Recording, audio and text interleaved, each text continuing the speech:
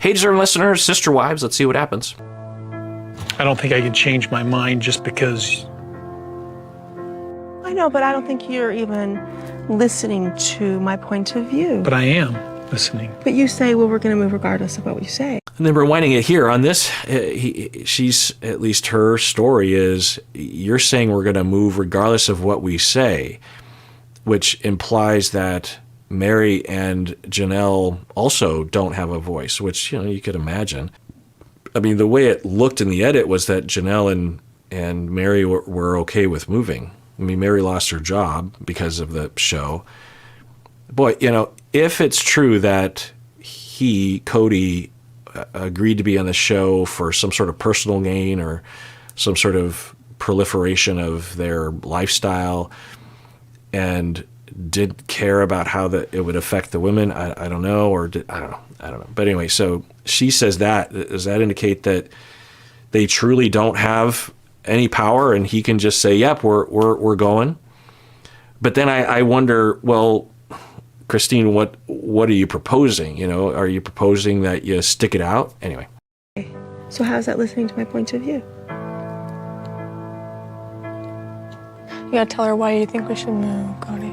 Right, and then she says you got to tell her. So it's not firmly, but it's trying to help him to help Christine. So then originally I was thinking, well, Robin is on Christine's side, but it could be that Robin is like, so that's interesting. If you're Robin, you can imagine, nothing wrong with this, with Robin thinking, it's really hard for me to integrate into their house where they've established themselves. Wouldn't it be nice if we all just moved into a new house and everyone was new to that house and I could sort of be on equal ground to at least some extent? So I don't know. I just, there's nothing wrong with that motivation. But then, I guess I just wonder Robin seems to be the only one that is speaking like an adult, but her tone is particular. And Cody and the rest of them seem lost. Although I trust Mary would be able to chime in with something good. Maybe she will. I just don't want to make decisions in fear. I'm sorry. I know you feel like we're making a decision in fear. I have made a decision for me. Well, I'm going to come with you. Faith. I've made the decision. You're making a decision for a whole family. Well, should I not be the person that does that? Well, you are the leader. I understand that. We chose you. See, if we watch this, at least through my lens, I'd be like jerk face. He's saying they don't have a vote. Unfair, misogynist. I hate him. But I think given that they chose to be in this polygamous group and marriage, they wanted it. They weren't convinced of it from him. I don't know if we know exactly the Janelle storyline, but Mary and Christine for sure, and Robin. There's a chance that they actually adhere to the notion, the patriarchal notion that men are supposed to be in charge. And they would get upset if he wasn't a leader, and they would get upset if he did consider them as having votes. You know what I mean? At least on paper.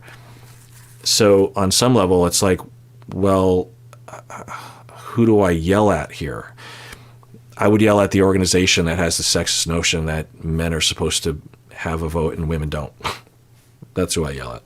To be the leader. I'm just having a really hard time with feeling like there's no possibility of me having a choice. Based upon the need for this family to function in peace,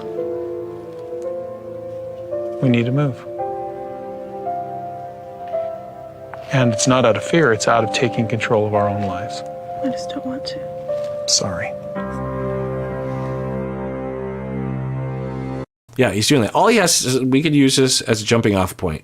If you're in his position, you can imagine that, it's hard to imagine being in his position, but if you imagine a situation like that, you can imagine that being frustrating. It's just like, well, what are we? And then she said, I don't want to make a decision based on fear. why would you not want to make a decision? If you're afraid of losing your children, you don't want that to motivate your behavior. You don't want that to influence. Fear is a helpful emotion. It indicates danger. You should allow that to help you make that decision. So now you need to be differentiated around that. You can't just react to fear all the time. But anyway, because she's not helping either, because she wants him to be the leader, right? And maybe she has no choice in the matter, but she did state as much. And then she's saying, I want to stay. Like, all she has to say is, look, I get it, and it seems likely that we have to go, but I don't know. It's just hard for me, and what I'm looking for is just some empathy from you, that you care that it's hard, and it's particularly hard for me, I guess, that we're moving. Do you care? It's asking a lot of anyone to be able to be that specific, but he certainly could. There's nothing wrong with him being a little frustrated in this moment of just like, well, what are we supposed to do? But all he has to do is say, yeah, I get it. I'm with you. I think all of us are. I am with you. I feel the same way. There's a part of me that wants to stay and is sad about leaving and is unsure about leaving. And I don't want to move forward until you're on board. So let's continue talking about it. That's all he has to say. He doesn't have to give up the chance of moving. So I guess we are seeing, and this is the second time we saw it with Mary, and we're seeing it with Christine. There's a side of him that is rigid and has a hard time with incorporating other people's feelings. He has a hard time with diplomacy, I guess. And it's interesting because the show really focuses on all the good times, and he's always like flipping his hair. There's nothing wrong with that, but there's a lot of hair flipping, and him. With that smile and those pearly whites, and his, and everyone's having a good time. So I'm just wondering what's going on behind the scenes, because of course there would be something, maybe not something horrible, but are we seeing? And then of Janelle and Mary, I just wish, I bet you anything Mary knows a lot of. If there was one person in a room I would want to talk to, it'd be Mary. I would say, like, pull Mary aside. What just happened? What's going on there? Do you feel intimidated? Do you feel like you don't have a voice? Or are you upset at Christine? Because I could also see a dynamic where Mary and Janelle are just like, here goes Christine again, with their head in the clouds. Like, because presumably there's been a lot of time that's passed throughout this whole thing. So, I could see them. There's just a lot of possibilities, but they're just sitting there. So I don't know. This episode is sponsored by BetterHelp. So whether we're aware of it or not, we are often comparing ourselves to other people. Like, hey, that friend's marriage, it seems better than mine, or that friend is thinner than me. And these comparisons are natural, but when they become more intense, it's often due to an ongoing feeling of inadequacy. Of course, therapy can help with this. It's one of the easiest things to work on in therapy, really. These comparisons are often just below the surface, and when we take the time in therapy to investigate these automatic thoughts, we are given a chance to really look at these and change these patterns. Well, one place you can find a therapist is at BetterHelp. If you're thinking of starting therapy, it's definitely worth giving a try. So stop comparing and start focusing with BetterHelp. Visit betterhelp.com/Kirk today to get 10% off your first month. That's BetterHelp, HELP.com/Kirk. Potential collateral damage, the emotions of the children, moving to school, the financial struggle that it'll be because of this change. In spite of all of that, I feel like that I know what needs to happen. And I thought you wanted to move. I always felt like... Wait, someone else said something, but it was off camera. Someone says, I don't. Let's rewind that. The emotions of the children, moving to school, the financial struggle that it'll be because of this change. In spite of all of that, I feel like that I know what needs to happen. And I thought you wanted to move. Was that Janelle or was that Christine? I feel like the Zapruder situation. I thought you wanted to move. I saw the very last consonant of Janelle. And it looked like Janelle wanted to chime in earlier. So she's saying, I don't what? I don't what?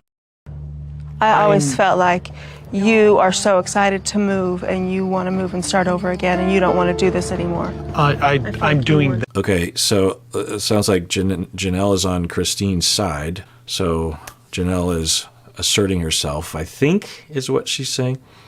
And then that seems to indicate that he has been on this train of like, we're moving, and they're all like, I don't know. And then Robin is over there shaking her head. It's almost like if you marry too many people, it's hard to keep track of the emotions. Let's rewind. And I don't. So Janelle's saying, I don't know if that's the right answer. I think that's what Janelle says. So I think Janelle is essentially agreeing with Christine. Mary is now the quiet one. But then Robin starts to shake her head. You wanted to move. I always felt like you are. So Robin is going, no, he didn't always want to move. And then if that's true, then I wonder if, which would make sense, that Cody is being a lot more communicative with Robin, and maybe Cody and Robin just have better communication, but it's also possible that Cody just has new relationship energy, as the polyamorous people call it, with her, and so he's more talkative to her, spends more time with Robin, and has taken Robin along for the journey, and so she understands the conundrum that he was in, and he considered a lot of the factors, and he didn't communicate that to the other sister wives, which, I could imagine in the stress of things, you wouldn't remember, okay, I have to make sure that I communicate to everyone. That would be the right thing to do, of course, but you could imagine a ball being dropped. You're so excited to move and you want to move and start over again and you don't want to do this anymore. I'm doing that for the sake of leadership. If I don't go optimistically, then You don't want to move? If I'm going kicking and screaming, then what do you think my children and my wives are going to do? That's interesting. This is good. So this might help, this disclosure. It's good that Christine is speaking up, and he's indicating that, yeah, I am on the fence too. It's hard, and I have to be a good leader. And okay, but you certainly can talk authentically to your wife. And so it sounds like Christine is like, I thought you were just 100% on board and optimistic and totally fine with this. So yeah, it would make sense that Christine would say, do you have any acknowledgement for the trouble this is causing everybody? This is hard. It's not blaming you, but this is a hard situation. Or are you that checked out from the downside of all this? And I also just wonder if the women are having to deal with the ground level problems. You can imagine that being true, where they're responsible for their kids and the adjustment and the packing and the implications of school and all, that the women have to take care of all that. And he can just have this idea that, and he doesn't have to take care of those things. You could imagine that being true. Leaving a home that they love, leaving a school that they love, leaving the relationships that they have is all very challenging. It's very sad.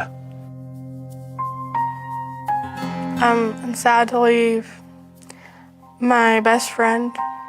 I'm sad to leave her behind because we were gonna be legends in this town. But yeah, I guess it's kind of short-sighted of me to not have considered this. This is a rare scene. I'm actually going to include the kids because I think it's important that she's saying she's going to have to give up her best friend, or at least frequent contact with her best friend. And they hadn't shown that side of things, which is good. The fewer kids involved, the better, I suppose. But I guess I just had this template in my mind that they're like the Plath family, where they have very little contact with other people. But it sounds like at least some of them, if not all of them, have friends in the community, and it is a big loss for them. So this is a hardship for everyone. Yeah. And so then I wonder, would it have been best for the kids if they had never started the reality TV show. I mean, certainly, yeah. I mean, if it were me and I was in high school, there's no way that the benefits of being on a reality TV show would have outweighed the loss. Yeah. Yeah. It's just another reason. Anyway. Lights was turned on and everything. I don't know if I thought we could pull it off with the little kids. But I was surprised how quickly they settled down.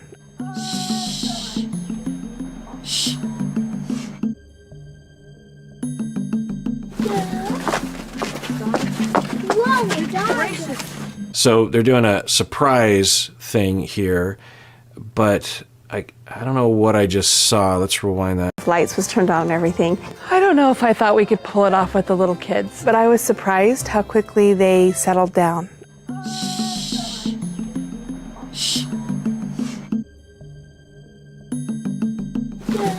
It looks like someone in the darkness is kicking a dog, if not two dogs. Let's rewind that again. Yeah, it's definitely, I don't know if it's a kick, but it's definitely using your foot and your leg to either injure or push away a dog. There's a light-colored dog and a dark-colored dog. And I think that's Robin, presumably, right? So is Robin kicking their dog?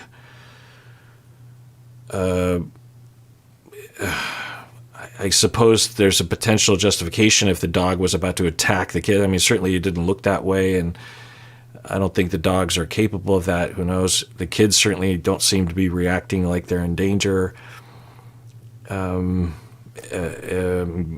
presume the dogs are just excited to see them because they like to see their people, and she is kicking them away. I mean, if that's true, then all bets are off when it comes to Robin and me. But I don't know what I'm seeing. Yeah, you see her leg come up there. I wish we had more footage of it. And then I wonder if the editors wanted this in there. Well, presumably if they wanted to see the kick, they would have shown a little bit of build-up to it. I don't know. I can't... It looks like she's kicking the dogs. The other kids don't seem like, oh my God, the dogs are attacking us. She looks like she's just kicking them, but it's like this. It's like a tenth of a second that we see it. I don't know. And then the dogs run away. So if they were being aggressive, so yeah, it looks like sweet, innocent, medium to small sized dogs are coming up to greet, because they're like, oh, the kids are here and I love the, and she just kicks them. Is that what happened? Let me know. Did that happen? Did anyone see that? It's so fast. Yikes. I don't know what I'm seeing. Surprise! You're an asshole that kicks dogs. It's not a laughing matter, really. It's really disgusting if it's true. All right, well, that does it for that episode. Everyone out there, please take care of yourself because you deserve it. You really, really do.